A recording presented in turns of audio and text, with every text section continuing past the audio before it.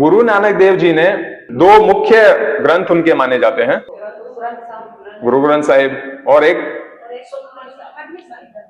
गुरु जपजी साहिब। जपजी साहिब तो उनका जो मुख्य ग्रंथ था, जो उन्होंने सबसे पहले लिखा था, जो कि गुरु ग्रंथ साहिब का पहला चैप्टर बनता है, वो जपजी साहिब है। तो उनकी जो मुख्य एकदम जो कोर शिक्षा है वो जपजी साहिब के भीतर हमको मिलती हैं, और जपजी साहिब गुरु ग्रंथ साहिब का पहला चैप्टर है, ऐसा हम कह सकते हैं। और उसके बाद में जो आने वाले गुरुओं थे, उन्होंने भी उनके अंदर बहुत एडिशन किए, गुरु अंगद देव जी से लेके और आगे आगे चल के उसमें एडिशन होते रहे। और हम यहां तक भी देखते हैं कि उसमें कबीर जी के भी एडिशन हमको मिलते हैं। तो वो गुरु ग्रंथ साहिब जो है वो बहुत ही अच्छा खासा मोटा ग्रंथ बन जाता है, और गुरु नानक देव जी का उसके अंदर जपजी साहिब है। तो जपजी साहिब में हमको उनका कुछ कुछ, अब जैसे जो पहली जो बात है उसको उन्होंने मूल मंत्र कहा है।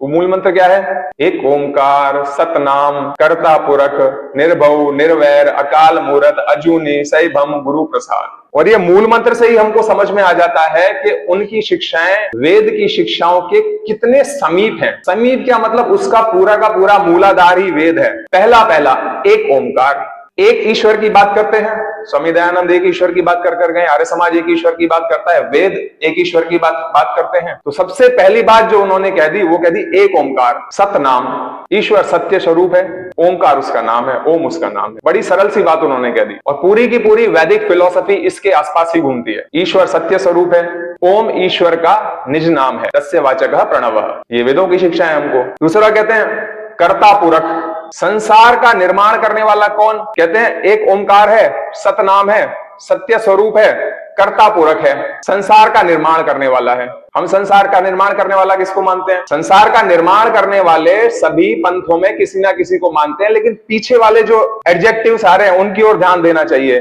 एक ओंकार कौन है? सत्य स्वरूप है, कर्ता पुरख है, संसार का निर्माण करने वाला है। फिर क्या कहते हैं? निर्भव, उसको किसी का भय नहीं है, सर्वशक्तिमान है, सर्वज्ञ है, किसी से भयभीत होने की आवश्यकता ही नहीं है। कोई निर्भय क्यों होगा?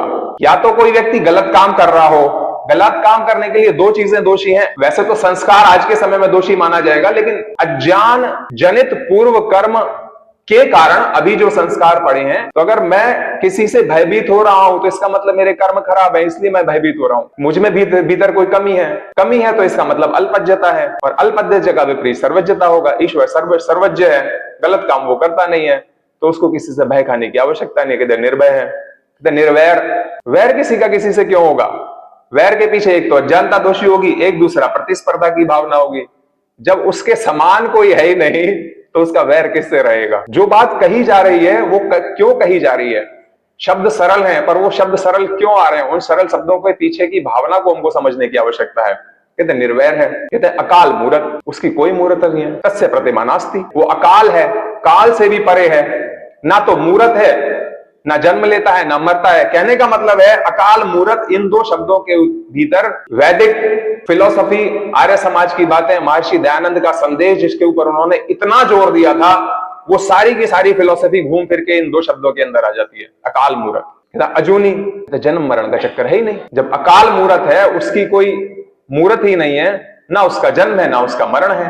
जन्म अगर मरण हो जाएगा तो इसका मतलब कहीं ना कहीं अज्ञान भी आ जाएगा, फिर से वो निर्भय नहीं रहेगा, निर्भव नहीं रहेगा। सैभम, ये बड़े मजेदार बात कही उन्होंने। कहते हैं कि सैभम, सैभम माने स्वयंभू, उसका निर्माण करने वाला कोई नहीं है। हाँ, महर्षि दयानंद की सारी फिलोसफी त्रैतवाद के ऊपर बेस्ड है, और त्रैतवाद में उन तीनों चीजों पर उन्होंने जोड़ दिया है। ईश्वर, जीव और प्रकृति के तीनों हैं। तो एक शब्द में उन्होंने उसी भाव को यहां पर लाकर रख दिया है, गुरु प्रसाद। मजे की बात, स्वामी जी लिख कर गए सत्यार्थ प्रकाश में, गुरुओं का भी गुरु है। तुम अपना एक गुरु ढूंढोगे, उसका गुरु ढूंढोगे, उसका गुरु ढूंढोगे, उसके पीछे का गुरु ढूंढोगे, ढूंढते ढूंढते जाओगे तो सबका गुरु ईश्वर मिलेगा। तो गुरुओं का भी गुरु है।